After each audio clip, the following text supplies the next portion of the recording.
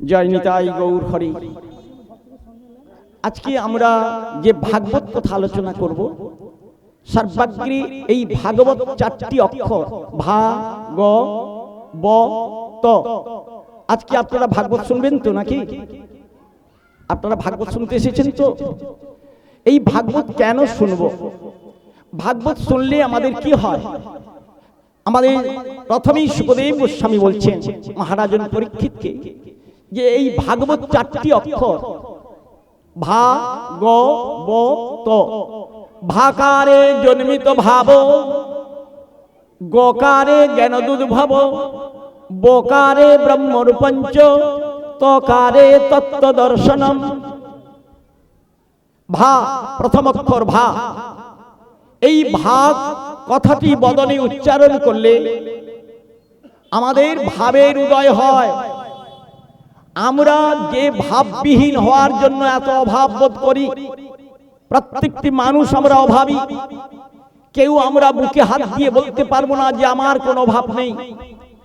আপনারা যদি কেউ দয়া করে থাকেন আপনার কোনো অভাব নেই, হাত তুলে দেখান আপনার কোনো অভাব নেই। একটাও হাত উঠল না। আমরা প্রত্যেকে অভাবী। কেউ আমরা বুকে হাত দিয়ে বলতে পারবো না যে আমার কোনো অভাব নাই। আপনি বলতে পারেন আমার 72টা ট্যাক্সি আছে, আমার 82টা পালঙ্ক আছে, আমার 100 বিঘা সম্পত্তি আছে, তবু আপনি অভাবী। কেন বলা হলো? যে অভাবটা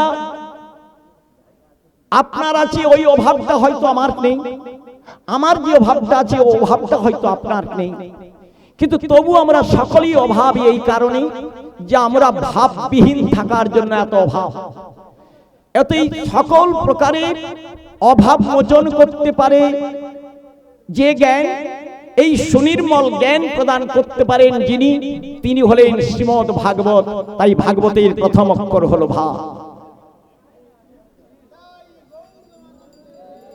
এবার গকারে জ্ঞানদুদ্ভব। ভাগবত শুনলে আমাদের জ্ঞানের উদ্ভব হয়, জ্ঞানের বিকাশ ঘটে। আমরা যতই জ্ঞানের বড়াই করি না কেন, আমি তথাপি অজ্ঞান। কেননা যে জ্ঞান বিহনে মানুষ এত দুঃখ ক্লেশ যন্ত্রণায় ভোগ করে, অতি আমাদের দুঃখ নেই, কষ্ট নেই, যন্ত্রণা নেই, এমন আমরা একজনও খুঁজে পাবো না। হয়তো আপনার যে যন্ত্রণাটা হচ্ছে ওই যন্ত্রণাটা আমার নেই, আমার যে যন্ত্রণাটা হচ্ছে ওটা হয়তো আপনার নেই। আপনার কোমরের যন্ত্রণা আমার হাঁটুর যন্ত্রণা, আপনার যন্ত্রণার সঙ্গে আমার যন্ত্রণার মিল হচ্ছে না।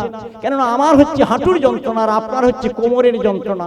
তাহলে যন্ত্রণাটা তো দুজনেরই হচ্ছে। অতএব আমরা প্রত্যেকটি মানুষ জ্ঞানের অভাবী। আপনার যে জ্ঞানটা আছে ওই জ্ঞানটা আমার নেই, আমার যে জ্ঞানটা আছে ওই জ্ঞানটা আপনার নেই। তাহলে আমরা তো সকলেই অজ্ঞানী। সেই যে জ্ঞান, সুনির্মল জ্ঞান, যে জ্ঞানের দ্বারা জ্ঞানাতীত পুরুষ ভগবান গোবিন্দকে জানা যায়, চেনা যায়, বোঝা যায়, সেই সুনির্মল জ্ঞান লাভ করা যায় যে গ্রন্থ থেকে, সেই গ্রন্থের নাম হলো শ্রীমদ ভাগবতম। এবার এই বকারে ব্রহ্মরূপঞ্চ। ভা গেল, গ গেল, এবার ব। বকারে ব্রহ্মরূপঞ্চ। ব্রহ্মের প্রকৃত স্বরূপটি কি? এক ব্রহ্ম দ্বিতীয় নাস্তি। সেই ব্রহ্মের প্রকৃত স্বরূপ কি? তিনি কি গোলাকার, তিনি কি নিরাকার, তিনি কি সাকার, তিনি লম্বাকার না তিনি দৈর্ঘ্যাকার? সেই ভগবানের প্রকৃত স্বরূপটা কি? এই ভগবানের প্রকৃত স্বরূপ যদি জানতে হয় তাহলে আমাদের শ্রীমদ ভাগবতের কাছে আসতে হবে। তকারে তত্ত্ব দর্শনম। এই সকল তত্ত্ব কথা যে গ্রন্থের মধ্যে আছে সেই গ্রন্থই হলো শ্রীমদ ভাগবতম। আজকে আমরা সেই শ্রীমদ ভাগবত আজকে শ্রবণ করব। আসুন আমরা সেই শ্রীমদ ভাগবত কথা এখন শ্রবণ করি।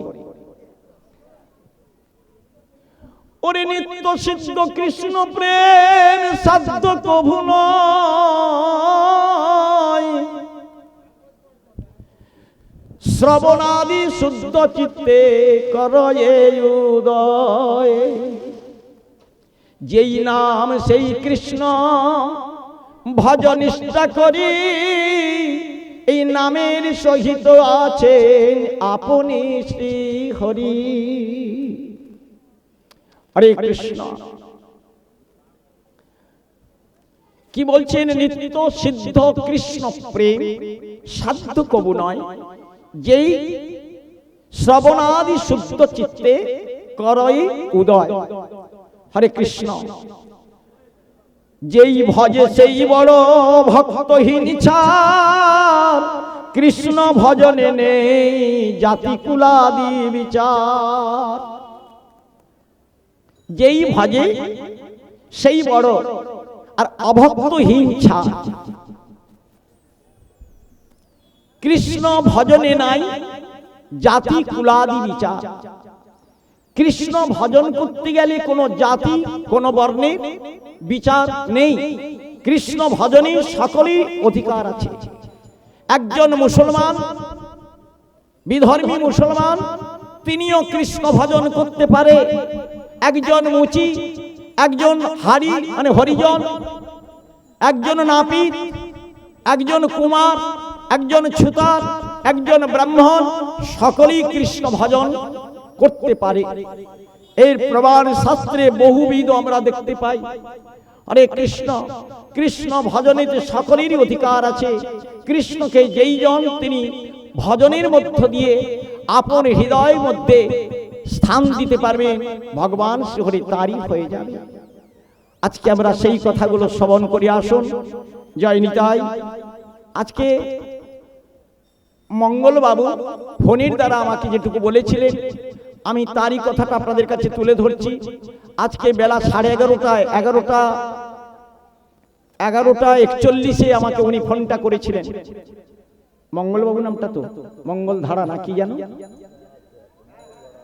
উনি আমাকে ফোন করেছিলেন যে আপনি আজকে ভগবান শ্রীকৃষ্ণের গোবর্ধন ধারণ লীলাটি আজকে আলোচনা করবেন। উনি আমার কাছে নিবেদন করেছিলেন। আমি উনারই কথাটি রক্ষা করার জন্য আমি সেই পথে অগ্রসর হচ্ছি। জয় নিতাই। জয় গৌর হরি। হরে কৃষ্ণ। ভগবান শ্রীহরি তিনি ভক্তাধীন ভগবান। ভগবান বলেছেন যে অহং ভক্ত পরাধীন য স্বতন্ত্র ইব দ্বিজ। ভগবান শ্রীকৃষ্ণ তিনি এই কথাটি বলেছিলেন দুর্বাসার কাছে। যেদিন দুর্বাসা অম্বরীশ নামক একজন শুদ্ধ ভক্তকে পরীক্ষা করতে গিয়ে একাদশীর পরের দিন দ্বাদশী তিথিতে পারণের কিছু আগে তিনি এসেছিলেন তার দরবারে। অম্বরীশ নামে একজন রাজা ছিলেন মা, তিনি ছিলেন একনিষ্ঠ কৃষ্ণ ভক্ত মানুষ। এই অম্বরীশ রাজা তিনি একাদশী ব্রত করেছেন। পরের দিন দ্বাদশী তিথিতে পারণ সময়ের মধ্যে তিনি পারণ করবেন।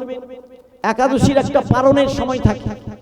আপনি যদি একাদশী ব্রত করেন, একাদশীর পরের দিন পারণের একটা সময় থাকে। 6টা 15 মধ্যে পারণের কথা লেখা আছে। 9টা 44 মধ্যে পারণ। তার মানে একাদশী ব্রতটা যদি 12 ঘন্টা মিলে হয়, তাহলে এই 12 ঘন্টাকে 4 ভাগ করতে হবে। তাতে এক ভাগে কত হয় না 3 ঘন্টা। তাহলে একাদশীর শেষে 3 ঘন্টার ভিতরে আপনাকে পারণটা করতে হবে। 6:30টায় আপনার হয়তো সূর্য উদয় হয়ে গেল, তাহলে 6:30 থেকে ওদিকে 3 ঘন্টা, তাহলে 9:30টার ভিতরে আমাকে পারণটা করতে হবে। যদি এটা পেরিয়ে যায় তাহলে আপনার ব্রতটা নষ্ট হয়ে যাবে। সারাদিন ধরে যে আপনি ব্রত করলেন, সারাদিন রাত্রি মিলে এই ব্রতটা আপনার নষ্ট হয়ে যাবে। তার জন্য পাঁজিতে পারণের সময়টা আমাদের দেখে নিতে হয়। পারণ কটা থেকে কটা লেখা আছে। হরে কৃষ্ণ। অতি অম্বরীশ রাজা তিনি পারণ করবেন। পারণের সময় প্রায় হয়ে আসছে। ঠিক এমন সময় অম্বরীশ রাজার বাড়িতে একজন ব্রাহ্মণ এলেন। ব্রাহ্মণ এসে বলতে লাগলেন, মহারাজন, আমি সারাদিন একাদশী করে আছি, আপনার বাড়িতে আমি পারণ করতে চাই। অম্বরীশ রাজন তিনি অত্যন্ত আনন্দ চিত্তে ওই ব্রাহ্মণকে বসতে আসন দিয়ে প্রণাম জানালেন। বললেন আমার বড় সৌভাগ্য, আপনার মতন পবিত্র ব্রাহ্মণ আমার বাড়িতে পদার্পণ করে আমার বাড়িকে ধন্য করে দিয়েছেন, অতএব আসুন আসুন। ইনি বললেন আমি পালন করতে চাই। ঠিক আছে, অতি উত্তম, আমিও পালন করব, আপনিও পালন করবেন। আপনার মতন এমন বিশেষ অতির সেবা দিয়ে আমি পালন করব, আজকে তো আমার বড় জীবন ধন্য হবে। কিন্তু ইনি ছলনা করে বললেন আমার যে এখন স্নান আহ্নিক হয় নাই, আমি স্নানটা করে আসি, এসে পালন করব। দুর্বাসা ঋষি চলে গেলেন, অম্বরীশ রাজন প্রতীক্ষায় রইলেন কখন উনি আসবেন, উনাকে পালন করিয়ে আমি পালন করব। কিন্তু দেখা গেল সময়টা অতিবাহিত হতে চলেছে। এমন সময় বড় বিপদে পড়লেন অম্বরীশ রাজা। উনি তার পণ্ডিত জনদের কাছে গিয়ে জানতে চাইলেন যে আপনারা দয়া করে আমাকে বলুন, উনি তো পালন করবেন বলে গেলেন, কিন্তু উনি যে অবগাহনে চলে গেছেন, এখন যে ফিরছেন না, সময়টা যদি অতিবাহিত হয়ে যায় আমার পালন নষ্ট হয়ে যাবে, ব্রতটা নষ্ট হয়ে যাবে, কি করি? তখন পণ্ডিতরা বললেন, জ্ঞানীগুণী জনেরা বললেন, মহারাজন আপনি এক কাজ করুন, আপনি এক গণ্ডুষ জল, একটি তুলসীর পাতা আপনি সেবা করে পালন রক্ষা করুন, এতে আপনার পালনও হবে আর ব্রাহ্মণের মানও রক্ষা হবে। এক গণ্ডুষ জল মানে হাতটাকে মুঠো করে বুড়ো আঙুলটাকে উপর দিকে তুললে এখানে একটা গর্ত হয় বাবা, একটু লক্ষ্য করে দেখুন। আপনি হাতটাকে আগে মুঠো করুন, এবার বুড়ো আঙুলটাকে উপর দিকে তুলুন, দেখবেন এখানটা কাছে একটা ছোট্ট গর্ত হয়ে গেছে। এই গর্তটাতে যতটা জল ধরে এটার নাম এক গণ্ডুষ জল। এক গণ্ডুষ জল, হাতটাকে মুঠো করে বুড়ো আঙুলটাকে উপর দিকে তুলুন, দেখবেন এখানটা একটা গর্ত হয়ে গেছে। একটা মাছ কলাই ডুবতে পারে, মানে একটা বিড়ি কলাইয়ের মতন একটা কলাই ওখানটা ডুবতে পারে। অতএব এই জলটাকে বলে এক গণ্ডুষ জল। আর ওর সঙ্গে একটি তুলসী পাতা দিয়ে যদি আমরা ভক্ষণ করি তাহলে আপনার পালনও রক্ষা হবে এবং ব্রাহ্মণেরও মানও রক্ষা হবে। তাই পণ্ডিতদের কথা শুনে যখন তিনি এই এক গণ্ডুষ জল আর একটি তুলসীর পাতা নিয়ে কৃষ্ণায় নমঃ বলে ভগবানকে নিবেদন করে যখনই বদনে তুলে নিয়েছেন, ঠিক এই সময় দুর্বাসা ঋষি এসে বলতে লাগলেন, মহারাজ তুমি আমাকে পালন করিয়ে তারপর পালন করবে বললে, আর তুমি আমাকে না পালন করিয়ে তুমি নিজে পালন করে নিচ্ছ। দেখাচ্ছি। অত্যন্ত ক্রোধে ডগমগ করতে করতে মাথায় যে জোঁটা ছিল ওই জোঁটা থেকে একটা চুল ছিঁড়ে নিয়ে মন্ত্রপুত করে কৃত্তা নামে একটা অসুর সৃষ্টি করলেন। মাথার চুলটাকে মন্ত্রপুত করে একটা রাক্ষস তৈরি করে ফেলেছেন। যাও কৃত্তা, বধ করো, ও আমার অসম্মান করেছে। অম্বরীশ রাজা যখন সেই ভয়ঙ্কর চেহারা নিয়ে কৃত্তা তিনি এগিয়ে যাচ্ছেন অম্বরীশকে গ্রাস করবেন, এমন সময় অম্বরীশ দেখে ভয়ে থরথর করছে, এ কি আমি ব্রাহ্মণকে পালন না করিয়ে বোধহয় ভুল করার ফলে আমাকে প্রায়শ্চিত্ত করতে হচ্ছে। তাই তিনি যখন ভয়ে থরথর করে কাঁপছেন তখনই শরণাপন্ন হলেন ভগবান শ্রী গোবিন্দে। হে গোবিন্দ, আমি তোমার সুখের জন্য আমি ব্রত করেছিলাম, এ কি বিপদ তুমি ঘটালে ঠাকুর, এ তুমি কি বিপদ ঘটালে। সঙ্গে সঙ্গে একটা সুদর্শন চক্র মন্দির থেকে বেরিয়ে এলো। জ্বলন্ত অগ্নিপিণ্ড সম একটা সুদর্শন চক্র ঘূর্ণিপাক খেতে খেতে এগিয়ে এলো। আর ওই সুদর্শন চক্র এসেই ওই কৃত্তা নামে অসুরটাকে কেটে দিয়েছে, দ্বিখণ্ডিত করে দিয়েছে। এইবার সেই জ্বলন্ত অগ্নিপিণ্ড সমান ওই সুদর্শন যখন দুর্বাসা ঋষির পশ্চাৎ ধাবন করলেন, তখন দুর্বাসা ঋষি ওই সুদর্শন চক্র দেখে ভয়ে পালিয়ে যাচ্ছেন। কোথায় গেলেন? গিয়ে পৌঁছলেন ব্রহ্মার কাছে। হে ব্রহ্মদেব, তুমি আমাকে উদ্ধার করো। ব্রহ্মা ধ্যান করে জানলেন যে চক্র ওনার পিছনে ধাওয়া করছে ইনি ভগবান শ্রী বিষ্ণুর প্রেরিত চক্র। এই সুদর্শন চক্রকে রক্ষা করার মতন আমার কোনো ক্ষমতা নেই। ছুটলেন মহাদেবের কাছে। মহাদেব একই কথা বললেন, আমিও পারবো না তোমাকে সুদর্শনের কবল থেকে রক্ষা করতে। তখন তিনি ছুটলেন বৈকুণ্ঠে প্রভু নারায়ণের কাছে। নারায়ণের কাছে গিয়ে বলতে নারায়ণ বললেন, আমিও পারবো না আমার এই সুদর্শনের কবল থেকে তোমাকে রক্ষা করতে। তুমি যার কাছে অপরাধ করেছো তুমি তার কাছে ফিরে যাও, সে যদি তোমাকে ক্ষমা করতে পারে তবেই তুমি ক্ষমা পাবে। তখন দুর্বাসা ঋষি উনি অম্বরীশ রাজার কাছে এলেন। অম্বরীশের কাছে কাঁদতে কাঁদতে বলতে লাগলেন, হে মহারাজ, আপনার মতন এমন শুদ্ধ পবিত্র বিষ্ণু ভক্তের কাছে যে অপরাধ করেছি আমাকে ক্ষমা করে দাও। যেদিন নারায়ণের কাছে দুর্বাসা ঋষি গিয়েছিলেন তখন ওই নারায়ণ এই কথাটা বলেছিলেন বাবা। তাই শ্রীমদ্ ভাগবতে বললেন অহং ভক্ত পরাধীন স্বতন্ত্র ইব দ্বিজ।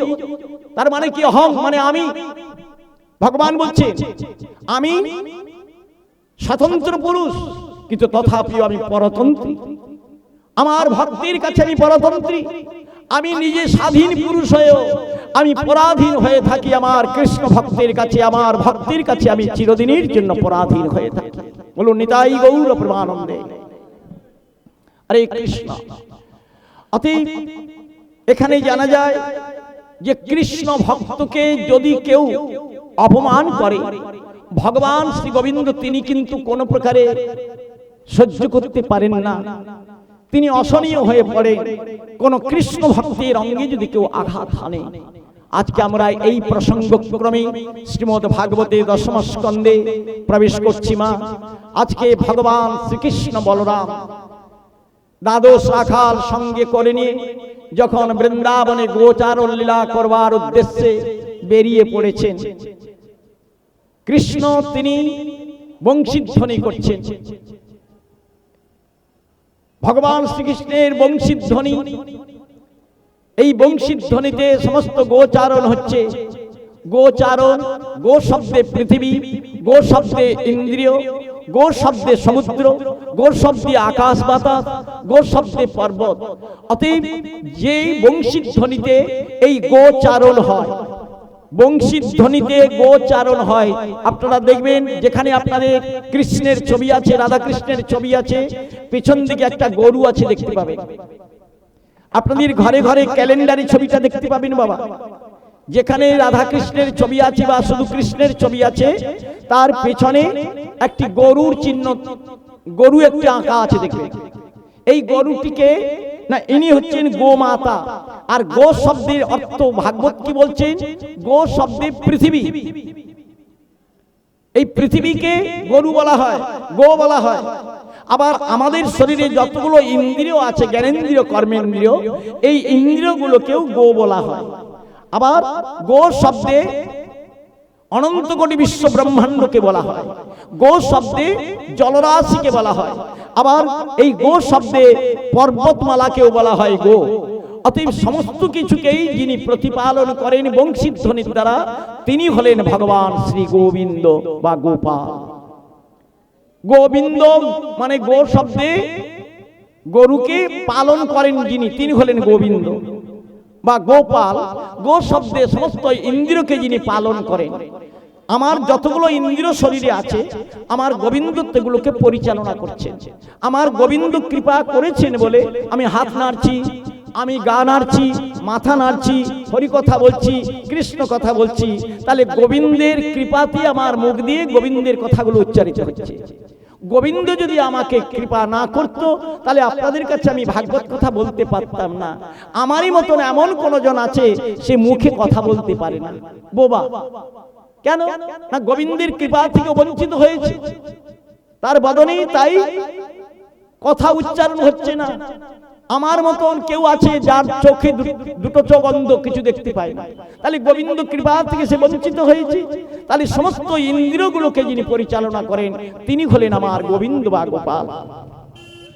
আজকে আমার সেই গোবিন্দ দাদা বলরামকে সঙ্গে করে নিয়ে শ্রীদাম, সুদাম, দাম, বসুদাম, স্তক, কৃষ্ণ, অর্জুন, সুবল, সুবাহু, মহাবাহু, মধুমঙ্গল, লবঙ্গ ইত্যাদি দ্বাদশ রাখাল সঙ্গে করে নিয়ে আর উপরাখালদেরকে সঙ্গে করে নিয়ে তিনি গোচারণ করছেন।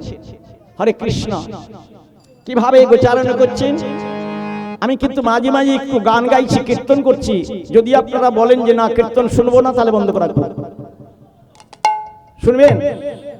ভগবানের গান শুনবেন? ছোটি ছোটি গাইয়া ছোটি ছোটি ছোটু সে छोटी छोटी गाया छोटे छोटे छोटी से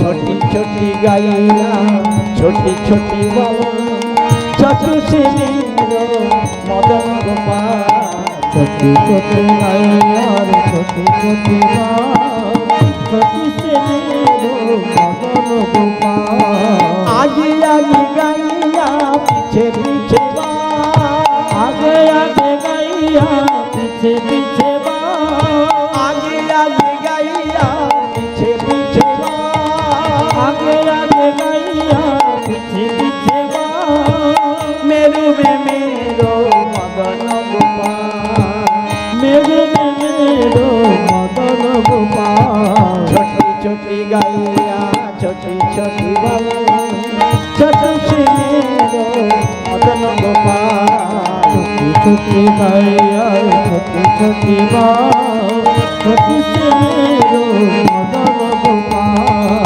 काली काली गैया गोरी गोरी बाल काली काली गैया गोरे गोरे बाल श्याम बदन मेरा मदन गोपाल श्याम बदन मेरो मदन गोपाल छोटी छोटी गैया छोटी छोटी बाल छोटू से मेरो मदन गोपाल छोटी छोटी गैया छोटी छोटी बाल छोटी से मेरो मदन गोपाल घास खामे गैया दूध पीले बाल घास खाए गैया दूध पीले बाल घास खामे गैया दूध पीले बाल घास खाए गैया दूध पीले बाल माखन खाओ मेरा मदन गोपाल माखन खाओ मेरो मदन गोपाल छोटी छोटी गैया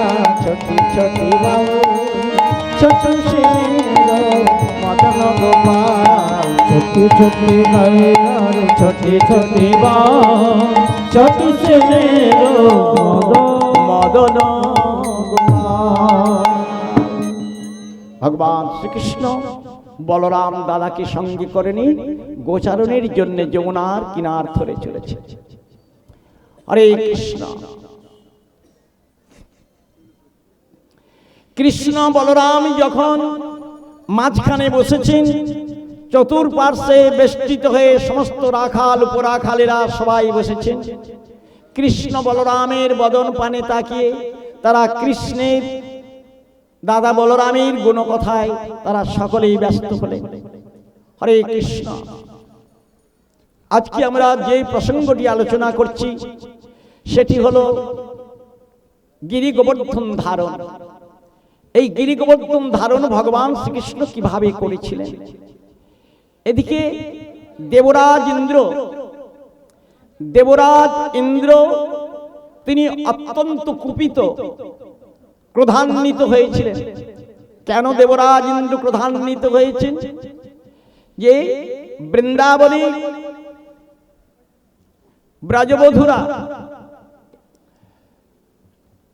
বৃন্দাবনীর ব্রজবধূরা তারা নন্দরাজের কাছে এসে আপত্তি রেখেছিলেন। কি আপত্তি রাখছেন? বলি, হে গোপরাজ, ওগো নন্দরাজন, আমরা ভীষণ বিপদাপন্ন, আপনি আমাদেরকে রক্ষা করুন। কি হয়েছে? গোপরাজ নন্দ তিনি জিজ্ঞাসা করলেন। ব্রজগোপীরা বলছেন, হে গোপরাজ,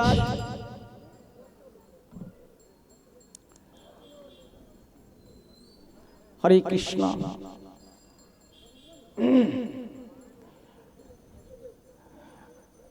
হে গোপরাজ,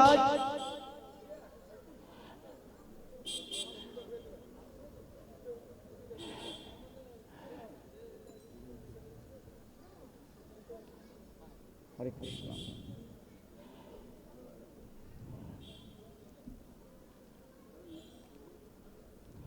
জয় নিতাই। হে গোপরাজ, আমরা বড় বিপদাপন্ন। কি বিপদ? গোপরাজ নন্দ জিজ্ঞাসা করলেন, কি বিপদ হয়েছে মা? তোমরা অমন করে চিৎকার করছো, হে গোপরাজ রক্ষা করো রক্ষা করো বলে চিৎকার করছো। হে গোপরাজ, আমরা বড় বিপদাপন্ন। কি হয়েছে বলবে তো?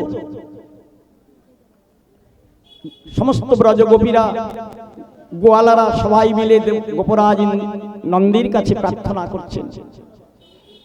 এদিকে দেবরাজ ইন্দ্র অত্যন্ত কুপিত হয়েছেন।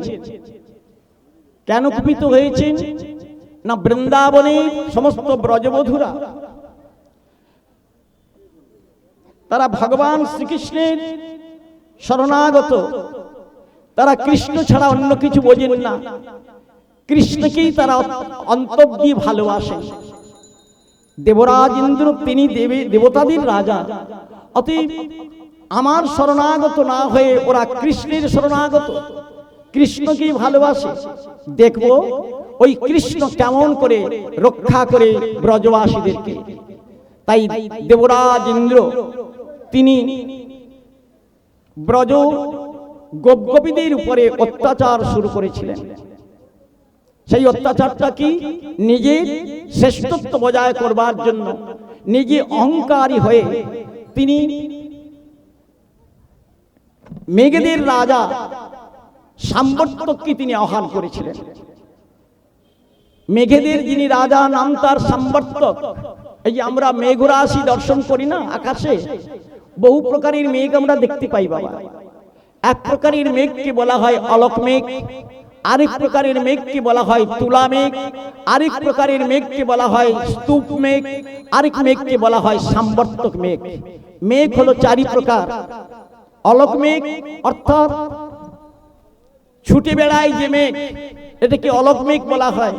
আরেক প্রকারের মেঘ হলো স্তূপ, অর্থাৎ পর্বতের মতো এক পাশে মেঘ উঠছে, আমরা স্তূপের মতন দেখতে পাই।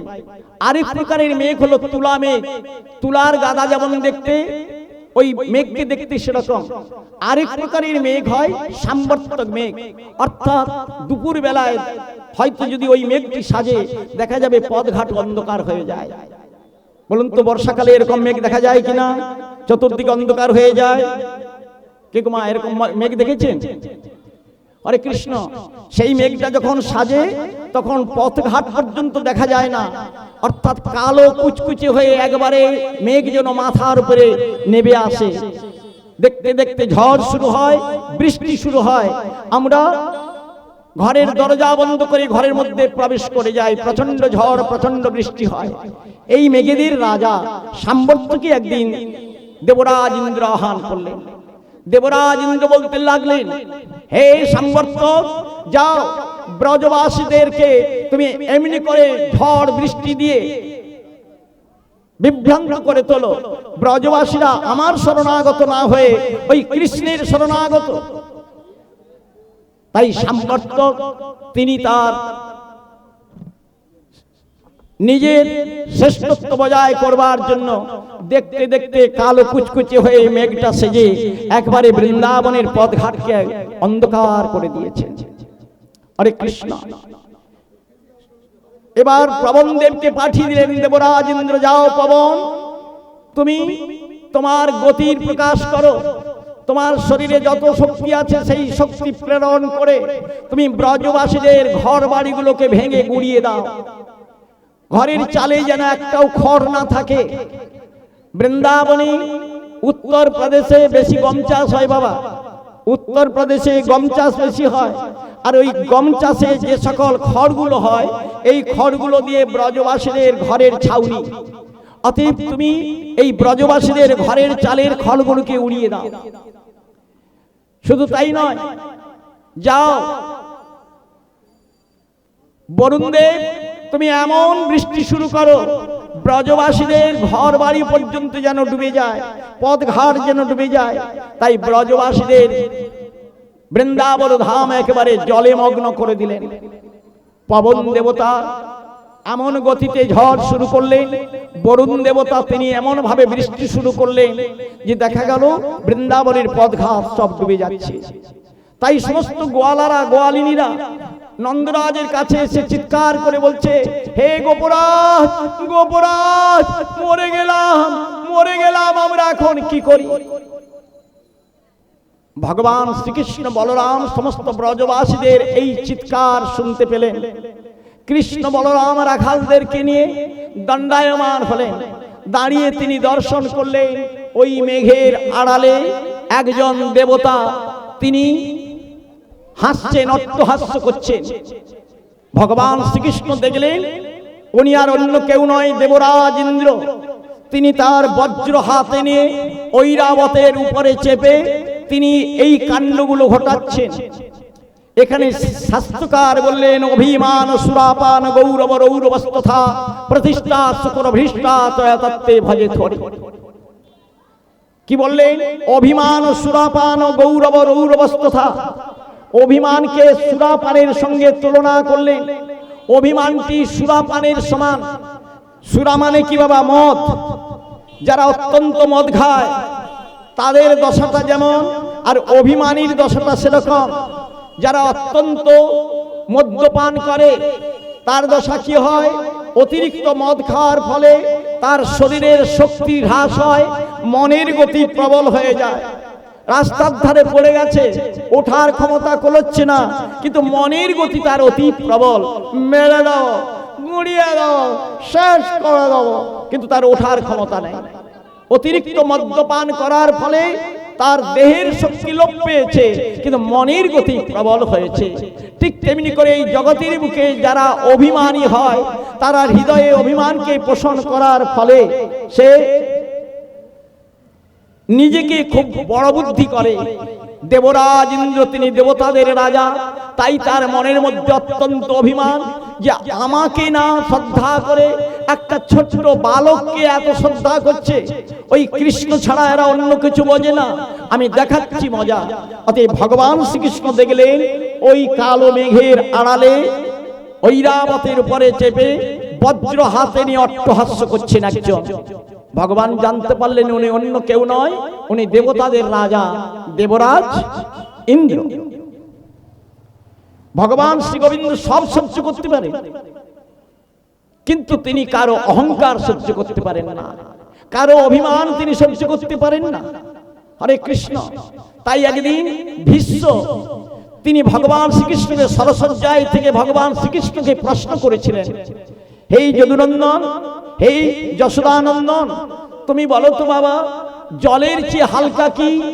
কৃষ্ণকে প্রশ্ন করছেন। আবার বলছেন, বলো তো পাথরের চেয়ে ভারী কি? আবার বলছেন যে বলো তো কালির চেয়ে কালো কি? প্রশ্নগুলো করছেন।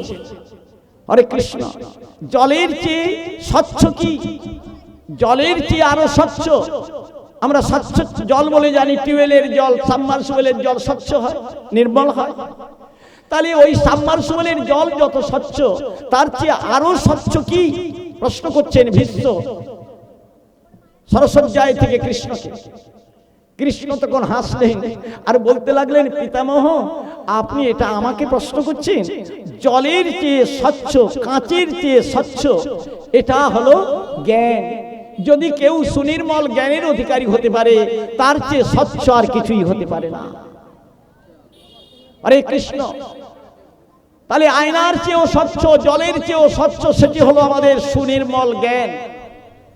পাথরের চেয়ে ভারী কি? মাটির চেয়ে ভারী কি? পাথরের চেয়ে ভারী, মাটির চেয়ে ভারী, সেটা হলো আমাদের অহংকার। এই অহংকারকে আমাদের কাছ থেকে সরিয়ে দিতে হবে। আবার বললেন, কালির চেয়ে কালো কি? না, কালির চেয়ে কালো হলো কলঙ্ক।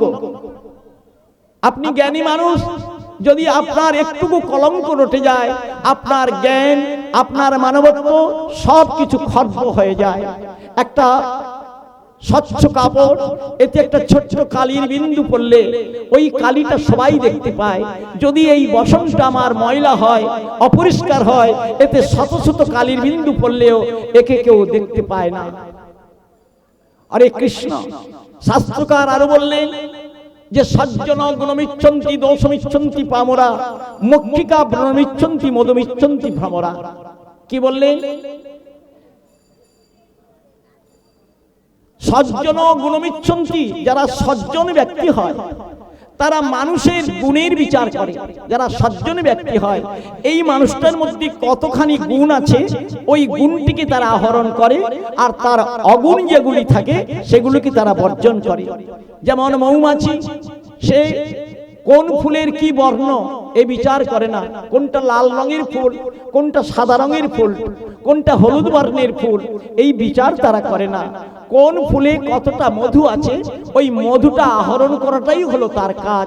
কতটা ফুলের মধু সে পেয়ে তার নিজের চাকটাকে ভরাতে পারবে, এই মধুর সংগ্রহকে সে আশ্রয় করে। ঠিক তেমনি করে এই জগতের বুকে যারা সজ্জন ব্যক্তি হয়, তারা কার মধ্যে কতখানি গুণ আছে ওই গুণটাকে সংগ্রহ করবার জন্য তারা ঘুরে বেড়ায়। কত মানুষের সঙ্গ করে, কিন্তু সমস্ত মানুষের সঙ্গ নিলেও কার মধ্যে কতটা গুণ আছে ওই গুণটাকে সে সংগ্রহ করে নেয়। আর যারা দুর্জন ব্যক্তি হয়, তারা মানুষের কোনটা ভুল আছে, কোন জায়গাটা তাই ত্রুটি আছে, ওই ত্রুটিটাকে তারা খুঁজে বেড়ায়। মক্ষিকা ব্রণমিচ্ছন্তি মধুমিচ্ছন্তি ভ্রমরা। হরে কৃষ্ণ। অতএব এই অভিমানটা আমাদের শরীর থেকে দূরে সরাতে হবে। সেই অগাধ অভিমানের অভিমানী হলেন দেবরাজ ইন্দ্র। তিনি মনে মনে সর্বদাই ভাবছেন যে আমি দেবরাজ ইন্দ্র, আমি দেবতাদের রাজা, অতএব আমার চেয়ে বড় কেউ নাই। কিন্তু দেবরাজ ইন্দ্র জানতেন না এই জগতের বুকে বড় কে না, সেই হলো বড়। যিনি অনন্ত কোটি বিশ্ব ব্রহ্মাণ্ডকে রক্ষা করে রেখেছেন তিনি হলেন বড়। তিনি হলেন ঈশ্বর পরম কৃষ্ণ সচ্চিদানন্দ বিগ্রহ, অনাদিরাদি গোবিন্দ সর্বকারণ কারণম। তাই দেবরাজ ইন্দ্র ব্রজবাসীদের উপরে অন্যায় অত্যাচার শুরু করে দিয়েছে, ব্রজবাসীদেরকে কষ্ট দিয়ে চলেছে। দেখব ব্রজবাসীদেরকে কে রক্ষা করে।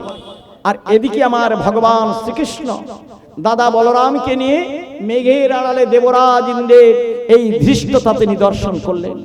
তাই ভগবান শ্রীকৃষ্ণ পিতাকে ডেকে বলতে লাগলেন, বাবা বাবা, সবাই মিলে আপনাকে দোষারোপ করছে, আমরা ভগবানের সেবা অর্চনা বই কিছু জানি না, এই জন্য দেবরাজ ইন্দ্রের কবলে কবলিত হয়েছে। অতএব ওদেরকে বলে দাও ওরা সবাই যেন গিরি গোবর্ধনের কাছে চলে আসে। আমরা যে গিরি গোবর্ধনের সেবা আরাধনা করে থাকি, এই গিরি গোবর্ধন আমাদেরকে অবশ্যই রক্ষা করবে। সবাইকে বলে দাও ওরা যেন গিরি গোবর্ধনের কাছে চলে আসে।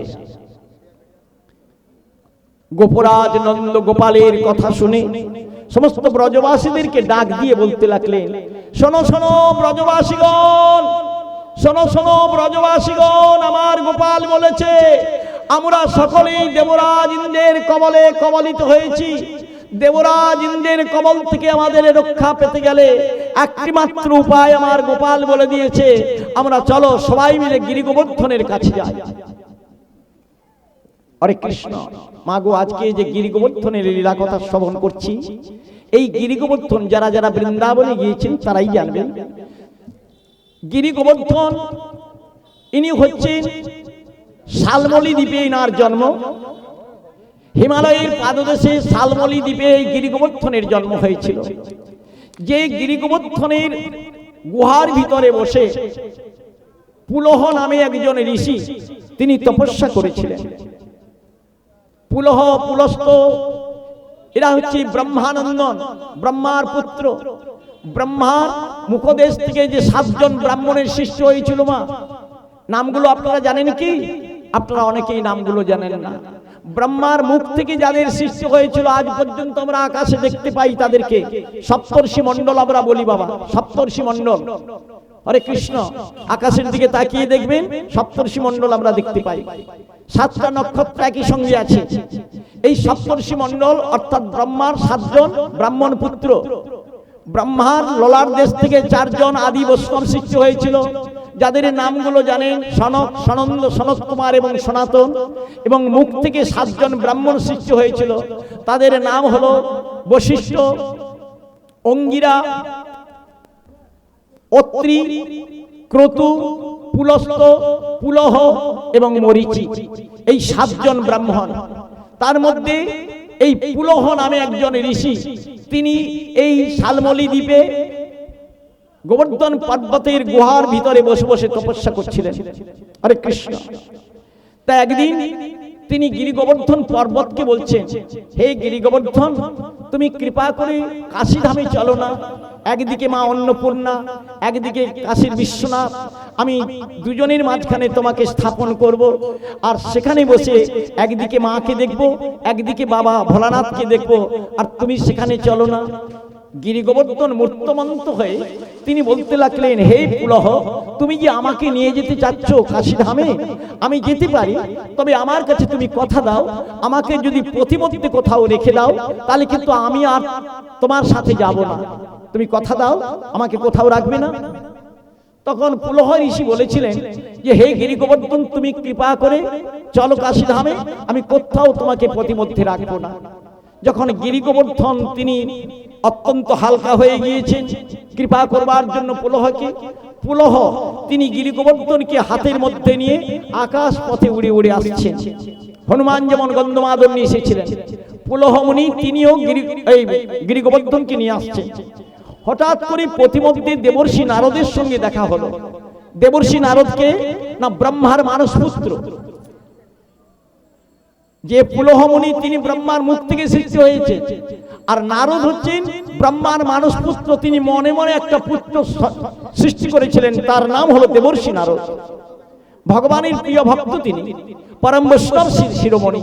তাই দেবর্ষি নারদ আকাশ পথে দেখলেন যে পুলহ মুনি তিনি গিরি গোবর্ধনকে হাতে করে নিয়ে যাচ্ছেন। তখন দেবর্ষি নারদ বলতে লাগলেন, পুলহ, তুমি যে এই বৃন্দাবনের উপর দিয়ে যাচ্ছ, বৃন্দাবনের অবমাননা হচ্ছে না? তুমি গিরি গোবর্ধনকে নিয়ে যাচ্ছ। তখন পুলহ মুনি বললেন, কেন কেন দেবর্ষি, আপনি কথা বললেন?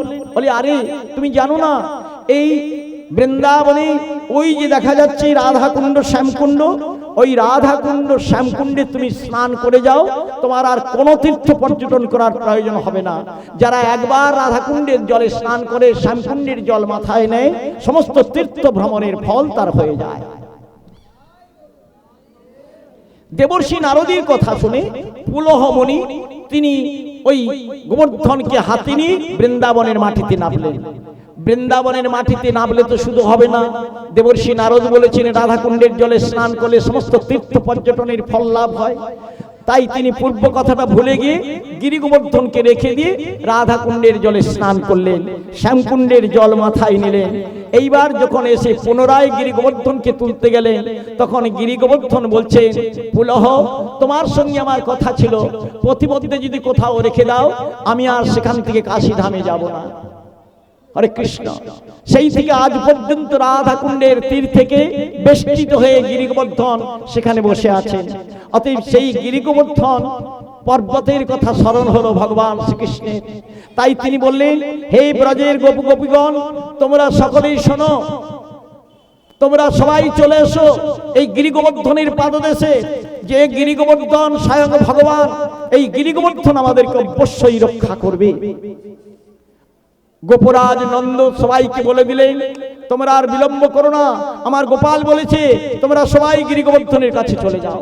তাই সমস্ত ব্রজবাসীগণ, সমস্ত গোয়ালা গোয়ালিনীরা, তারা তাদের ঘরের ছেলে মেয়ে গরু বাছুর সব কিছু বুড়ো বুড়ি ইত্যাদি করে যা যা ছিল সবাইকে নিয়ে আমার ভগবান শ্রীকৃষ্ণের কাছে যাচ্ছেন, যেখানে আমার কৃষ্ণ বলরাম তার সখাগণ সঙ্গে বিদ্যমান। সমস্ত ব্রজবাসীরা সবাই কৃষ্ণের গুণগান গাইতে গাইতে চলেছেন কৃষ্ণের কাছে।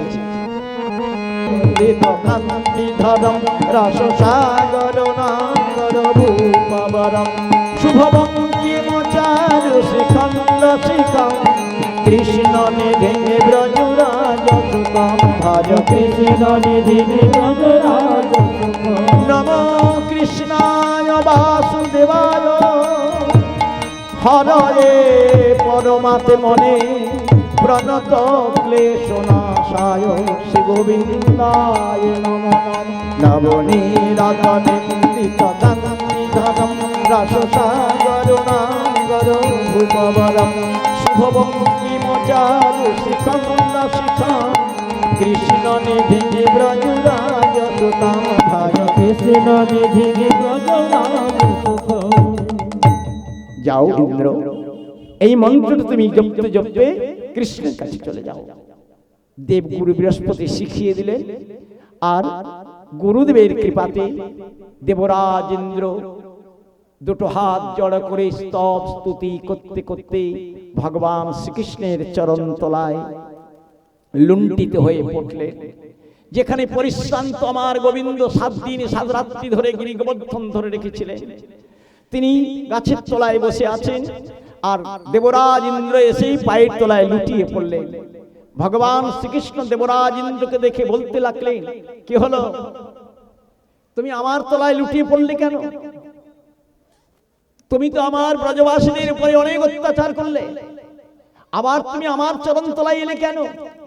দুটো হাত চড়া করে নয়নের জলে বুক ভাসিয়ে কৃতাঞ্জলি ফুটে গললগ্নি কৃতবাসী বলতে লাগলেন, হে গোবিন্দ, হে যশোদানন্দন গোপাল, আমি অহংকারী হয়ে তোমার গোপরা খালগণকে সামান্য বুদ্ধি করে, তোমার গোয়ালা গোয়ালিনীদেরকে সামান্য বুদ্ধি করে, তোমাকে গোপ বালক চিন্তা করে আমি অনেক অন্যায় করেছি। আমি এবার ভালো করে বুঝেছি, তোমার ভক্তের অঙ্গে কেউ যদি আঘাত আনে তুমি সহ্য করতে পারো নাই, তাই ব্রজবাসীদের উপরে আমি যে অন্যায় করেছিলাম তার জন্য তুমি আমার অহংকার চূর্ণ করতে গিরি গোবর্ধন পর্বতকে 7 দিন 7 রাত্রি ব্যাপী তুমি ধারণ করেছিলে। তুমি অত্যন্ত পরিশ্রান্ত আমার ভুলের জন্য, আমার অপরাধের জন্য। আমাকে ক্ষমা দাও, আমাকে ক্ষমা দাও গোবিন্দ, আমাকে ক্ষমা দাও। এখনো যারা প্রসাদ পেতে পারেননি প্রসাদের জায়গায় চলে যান, আর আমি ভাগবত 2 মিনিটের মধ্যে শেষ করছি।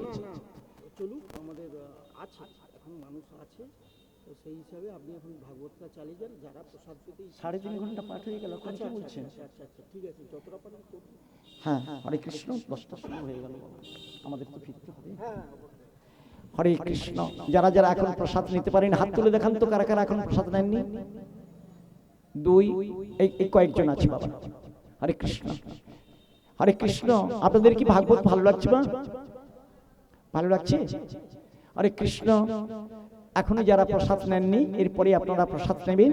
আমি আর কিছুক্ষণের মধ্যেই ভাগবত বিশ্রাম দেবো। আমার এখন 10টা 20 হতে চললো, না আমাদের তো এবার ফিরতে হবে, আমাদের অনেক দূর যেতে হবে মা, পাঁশকুড়া যেতে হবে আমাদের। হরে কৃষ্ণ। অনেক দূর থেকে এসেছি তো, আমাদের এবার ফিরতে হবে। জয় নিতাই। আবার যদি কোনোদিন সুযোগ দেন গোবিন্দ, আবার আপনাদের চরণতলায় আসবো হরি কথা শোনাবার জন্য। আপনাদের ঘরে যদি স্মার্টফোন থাকে, এই স্মার্টফোনের মধ্যে আমাকে দেখতে পাবেন। আপনারা গোবিন্দ দাস অধিকারী সার্চ করে গোবিন্দ দাস অধিকারী দেখবেন। 42টা আমার ক্যাসেট দেওয়া আছে, 42টা ক্যাসেটে আপনারা দিন রাত্রি শুনতে পাবেন আমার এই ভাগবত কথাগুলো। হরে কৃষ্ণ। জয় নিতাই। এখন ভগবান শ্রীকৃষ্ণ অত্যন্ত ক্রোধান্বিত হয়ে বলতে লাগলেন, ভগবান শ্রীকৃষ্ণ ক্রোধান্বিত হয়ে বলতে লাগলেন, আপনারা লক্ষ্য করে দেখবেন মা, আপনাদের ঘরের গাইটা খুব শান্ত। আপনাদের ঘরে গরু যদি থাকে দেখবেন আপনাদের ঘরে গরুটা খুব শান্ত গরু। যখন ও বাছুর প্রসব করে দেখবেন ও একটা বিড়াল দেখলেও তাড়া করে, একটা কুকুর দেখলেও তাড়া করে, অন্য কোনো মানুষকে দেখলেও তাড়া করে। আপনি যে ঘরের মালিক, আপনাকে দেখলেও তাড়া করে। কেন বলুন তো? কিসের জন্য? এর আগে তো শান্ত ছিল, যেই দিন থেকে ও প্রসব করেছে সেই দিন থেকে ও অত্যন্ত ক্রোধান্বিত হয়েছে। কাজ দিয়ে একটা বিড়াল গেলেও ফোঁফা করে। তার মানে কি? ও কি বুঝে? যে বুঝি আমার বাচ্চাটাকে নিয়ে পালাবে, আমার বাছুরের কিছু ক্ষতি করবে। গাই যেমন তার বাছুরের জন্য নিজেকে ক্রোধ প্রকাশ করে, তেমনি আজকে আমার ভগবান গোবিন্দ তিনি অত্যন্ত শান্ত, কিন্তু তিনি অত্যন্ত ক্রোধান্বিত হয়েছেন দেবরাজ ইন্দ্রের ব্যবহারে। আমার ভক্তের উপরে তুমি অন্যায় করেছো, তার জন্য ভগবান শ্রীকৃষ্ণ তিনি অত্যন্ত ক্রোধান্বিত বলতে লাগলেন, দেবরাজ লজ্জা করে না তোমার? তুমি আমার কাছে ক্ষমা চাইতে এসেছো, তুমি আমার ভক্তদের উপরে অন্যায় করেছিলে না? ভক্ত আমার মাতা পিতা, ভক্ত আমার গুরু, ভক্ত দিয়েছে নাম বাঞ্ছা কল্পতরু। বৃন্দাবনের ব্রজবাসীরা আমাকে বই কিছু বোঝে না, আমার ভক্তদের উপরে তুমি অন্যায় করে তুমি শিলা বৃষ্টি এনেছো, তুমি ঝড়, তুমি বৃষ্টি ঝঞ্ঝা, উল্কাপাত, বজ্রপাত, যত রকমের যা কিছু তুমি অন্যায় করেছো, আমার ভক্তদের প্রাণে আঘাত দিয়েছো। তুমি কি জানো না দেবরাজ ইন্দ্র, আমার ভক্তের জন্য আমি কি না করেছি? ভক্তের লাগি হলাহল করেছি ভক্ষণ, ভক্তের পদচিহ্ন বক্ষে করেছি ধারণ, ভক্তের জন্য আমি সমুদ্র পর্বত সমুদ্রকে আমি বন্ধন করেছি, সাগর বন্ধন করেছি। ভক্তির জন্য ভক্তের পদচিহ্ন আজ পর্যন্ত আমি বক্ষে ধারণ করে রেখেছি। গাভী পাঁচু বৎসধায় যেমন ভক্তের লাগে, গাভু পাঁচু বৎসধায় যেমন দুধের লাগিয়া, আমিও ফিরি আমার ভক্তের লাগিয়া। একটা গাভীর পিছনে পিছনে বাছুর ছুটে যায়। কেন ছুটে যায়? সংসারের মানুষ একটা গাভীকে দহন করে বাছুরের মুখের খাবারটাকে কাড়িয়ে নেয়। যখন ওই গাভীটাকে নিয়ে মাঠে বাঁধতে নিয়ে যায়, সেই বাছুরটা পিছনে পিছনে ছুটে ছুটে যায় মায়ের পিছনে পিছনে। মায়ের ওই স্তনেতে মুখ লাগাতে লাগাতে যায়। যদি আমার মায়ের স্তনেতে একটু দুগ্ধ পাওয়া যায়, একটু দুগ্ধ পাওয়া যায়, বাছুর যেমন গায়ের পিছনে পিছনে ছুটে যায়, এই জগতের মুখে তেমনি করে আমিও আমার ওই ভক্তরূপী গাভীর কাছ থেকে কৃষ্ণ নামরূপী ওই সুধাটুকু পান করার জন্য আমিও ভক্তের পিছনে পিছনে ছুটে যাই। নিতাই গৌর প্রেমানন্দে হরি হরি বল। অতএব তুমি আমার ভক্তির প্রাণে আঘাত এনেছো, আমি তা সহ্য করতে পারবো না। কিন্তু শোনো দেবরাজ ইন্দ্র, তোমাকে একটা কথা বলি, শোনো। আমি ক্ষান্ত হব তখন তুমি আমার কাছে কথা দাও, তুমি আমার কাছে কথা দাও, আজ থেকে আমার ভক্তের উপরে কোনোদিন অন্যায় হানবে না, কথা দাও। দেবরাজ ইন্দ্র ভগবানের কাছে দুটো হাত জড়ো করে বলতে লাগলেন, হে গোবিন্দ, আমি তোমার কাছে কথা দিলাম, আজ থেকে কোন কৃষ্ণ ভক্তির অঙ্গে আমি কোনো আঘাত হানব না। যারা কৃষ্ণের ভক্ত হবে, যারা তোমাকে আশ্রয় করে জীবন যাপন করবে, আমি কোনোদিন সেই ভক্তকে কোনোদিন দুঃখ দেব না, কষ্ট দেব না, আমি কথা দিলাম। তাই গীতাতে ভগবান অর্জুনকে বললেন, যপন্ন দেবতা ভক্তা যজন্তে শ্রদ্ধান্বিতা তেপি মা বিবকন্ত্য যজন্ত বিধি পূর্বকম। যদি কেউ অন্য দেবদেবীর উপাসনা করে, সে পরোক্ষভাবে আমারই উপাসনা করিতেছে। হরে কৃষ্ণ। যদি অন্য দেবদেবীর কেউ উপাসনা করে, কার্তিক, গণেশ, লক্ষ্মী, সরস্বতী, কালী, কমলা, ভীমা, বগলা, ধুমা, তারা ইত্যাদি করে অন্যান্য দেবদেবীর পূজা করে, সে পরোক্ষভাবে আমারই পূজা করিতেছে। কিন্তু তাহা অবিধি পূর্বক, যজন্ত বিধি পূর্বকম অবিধি পূর্বকম।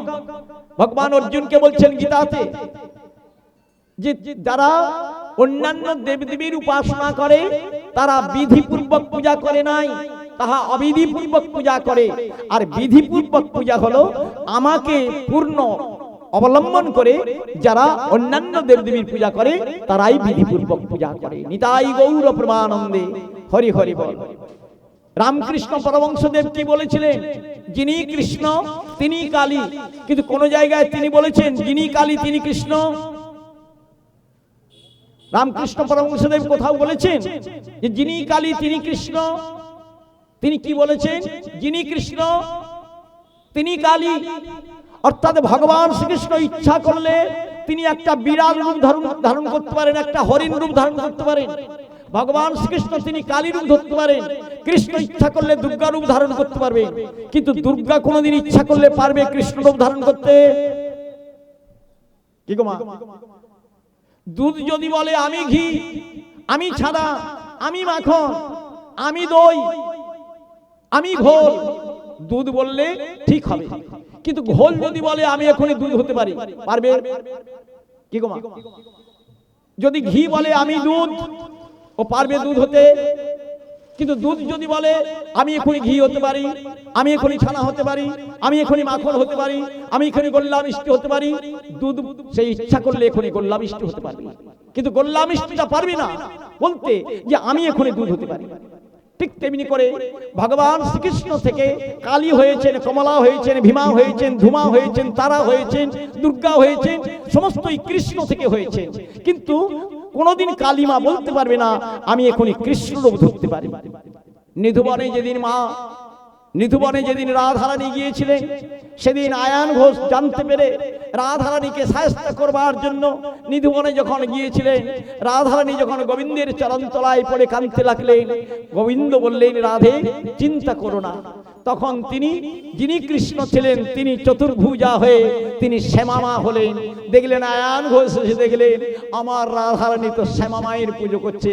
বলুন তো, নিধুবনে যিনি শ্যামা হয়েছিলেন, এই যে কিছুদিন আগে কার্তিক মাসে শ্যামা মায়ের পুজো হয়ে গেল, ইনি কি প্রকৃত শ্যামা? উনি শ্যাম সুন্দর, তিনি রাধারানীকে রক্ষা করার জন্য, আয়ান ঘোষের বিলাস পূর্ণ করার জন্য তিনি শ্যামা রূপ ধারণ করেছিলেন। অতি ভগবান শ্রীকৃষ্ণ ইচ্ছা করলে শ্যামা হতে পারে, কালী হতে পারে, কমলা হতে পারে, কিন্তু কমলা পারবেন না কোনোদিন আমার শ্যাম সুন্দর হতে। জয় নিতাই। শুধু ভক্তমণ্ডলী, আজকে তাই ভগবান শ্রীকৃষ্ণ বলছেন দেবরাজ ইন্দ্রকে, হে দেবরাজ ইন্দ্র, তুমি আমার কাছে শপথ করো, কোনোদিন আমার ভক্তের অঙ্গে কোনোদিন তুমি আঘাত হানবে না। তাই দেবরাজ ইন্দ্র ভগবান শ্রীকৃষ্ণের চরণে বন্দনা করে বলছেন, নমো কৃষ্ণায় বাসুদেবায় দৈবকী নন্দনায় চ নন্দ গোপ কুমারায় শ্রী গোবিন্দায় নমো নমো। নমো কৃষ্ণায় বাসুদেবায় হরয়ে পরমাত্মনে প্রণত ক্লেশনাশায় গোবিন্দায় নমো নমো। নমো কৃষ্ণায় বাসুদেবায় হরয়ে পরমাত্মনে প্রণত ক্লেশনাশায় গোবিন্দায় নমো নমো। হে কৃষ্ণ করুণা সিন্ধু দীনবন্ধু জগৎপতে গোপেশু গোপিকা কান্ত রাধা কান্ত নমস্তুতে। এখানে রহিল আজ শ্রীমদ ভাগবত নামের লহরী, আর শ্রবণ করে ভক্তবৃন্দ সবাই বলুন হরি হরি। হরে কৃষ্ণ কৃষ্ণ কৃষ্ণ হরে হরে, হরে রাম রাম রাম হরে হরে, হরে কৃষ্ণ কৃষ্ণ কৃষ্ণ কৃষ্ণ হরে হরে, হরে রাম রাম রাম হরে হরে। হরে কৃষ্ণ কৃষ্ণ কৃষ্ণ কৃষ্ণ হরে হরে, হরে রাম রাম রাম হরে হরে, হরে কৃষ্ণ কৃষ্ণ কৃষ্ণ কৃষ্ণ হরে হরে, হরে রাম রাম রাম হরে হরে, হরে কৃষ্ণ কৃষ্ণ কৃষ্ণ কৃষ্ণ হরে হরে, হরে রাম রাম রাম হরে হরে, হরে কৃষ্ণ কৃষ্ণ কৃষ্ণ কৃষ্ণ হরে হরে, হরে রাম রাম রাম হরে হরে। জয় রাধে জয় কৃষ্ণ জয় বৃন্দাবন, শ্রী গোবিন্দ গোপীনাথ মদন মোহন, শ্যাম কুঞ্জ রাধা কুঞ্জ গিরি গোবর্ধন, কালিন্দী যমুনা জয় জয় মোহন, কেশি ঘাটে বংশী বট দ্বাদশ কানন, যাহা যাহা শ্রীনন্দ যশোদা জয় জয় গোপুগণ, সীতামাদি জয় জয় জয় বৃষভানু জয় কীর্তিদা সুন্দরী, জয় জয় পূর্ণমাসী জয় রাম ঘাট জয় রোহিণী নন্দন, জয় জয় বৃন্দাবন বাসী জয় জয় গোপীশ্বর বৃন্দাবন মাছ, জয় জয় কৃষ্ণ সখা বটু, জয় নিজ পত্নী জয় নাথ কন্যাগণ, ভক্তিতে যাহারা পাইল আহা শ্রীরাস মণ্ডল জয় জয় রাধেশ্যাম, জয় জয় রাসলীলা জয় জয় জলরস সর্বরস সার, পরকিয়া শ্রীজাহ্নবা পাদ পদ্ম করিয়া শরণ, কৃষ্ণ কৃষ্ণ দাস কহে সংকীর্তন জয় রূপ সনাতন ভট্ট রঘুনাথ শ্রীজীবন পালক দাসের গোলা গয়ে ছয় গোসাই জবে ব্রজে কৈরবাস রাধা কৃষ্ণ নিত্য লীলা করিলেন প্রকাশ এ ছয় গোসাই করি চরণ বন্দন যা হইতে বিঘ্ন অভিশাপ এ ছয় গোসাই যার মৃতারে দাস দাসবার পদরে মোর পঞ্চগ্রাম তাদেরই চরণ সেবী ভক্ত শনিবার জনমে জনমে মোর এই অভিলাষ মনের আনন্দে বল হরি ভজ বৃন্দাবন মনের আনন্দে বল হরি ভজ বৃন্দাবন যেথায় রাধা নামে বাঁশি বাজায় রাধিকা রমন রাধা নামে বাঁশি বাজায় রাধিকা রমণ মনের আনন্দে বল হরি ভজ বৃন্দাবন মনের আনন্দে বল হরি ভজ বৃন্দাবন যেথা নিত্য নিত্য লীলা করে নিত্য নিরঞ্জন যেথায় নিত্য নিত্য লীলা করেন নিত্য নিরঞ্জন মনের আনন্দে বল হরি ভজ বৃন্দাবন মনের আনন্দে বল হরি ভজ বৃন্দাবন যেথায় শ্যামের বামে রায় কিশোরীর যুগল মিলন শ্যামের বামে রাই কিশোরী যুগল মিল মনের আনন্দে বল হরি ভজ বৃন্দাবন মনের আনন্দে বল হরি ভজ বৃন্দাবন শ্রী গুরু বৈষ্ণব পদে মজাইয়া সে গুরু বৈষ্ণব পদে বজাই শ্রী গুরু বৈষ্ণব পাদে পদ্মে করিয়া সে গুরু বৈষ্ণব পাদে পদ্ম করিয়া হরি নাম সংকীর্তন করেন নরোত্তম দাস। হরি নাম সংকীর্তন করেন নরোত্তম দাস হরি বল হরি বল হরি বল হরি বল হরি বল হরি বল হরি হরি प्रेम से कहो राधे कृष्ण बलि हे प्रभु निताई चैतन्य अद्वैत सृष्टि राधा रानी की जय श्री राधा गोविंद की जय श्री राधा गोपीनाथ जी की जय श्री राधा मदन मोहन की जय नंदिर दुलाल प्राण गोपाल की जय यशोदानंदन प्राण गोपाल की जय सचिर नंदन श्री गौरंग सुंदर की जय प्रभुपाद नित्यानंद की जय सीतापति अद्वैत आचार्य की जय गौर शक्ति गदाधर पंडित की जय श्रीवास मालिनी देवी की जय तुलसी महारानी की जय महापुराण श्रीमद् भागवत ग्रंथ की जय भुवन मंगलकारी हरिनाम संकीर्तन की जय श्रीफल करताल की जय आपन आपन गुरु महाराज की जय आपन आपन पिता माता की जय देशवासी ग्रामवासी भक्त वृंद की जय बिना पानी क्लाबेर सकल सदस्य वृंद की जय श्री गुरु निताई गौर प्रेमानंदे हरि हरि हरि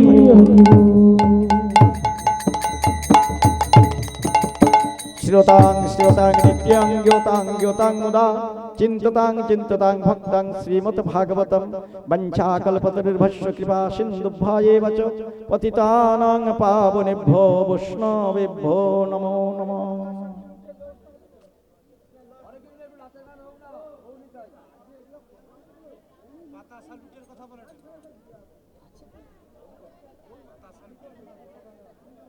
এতক্ষণে বলছেন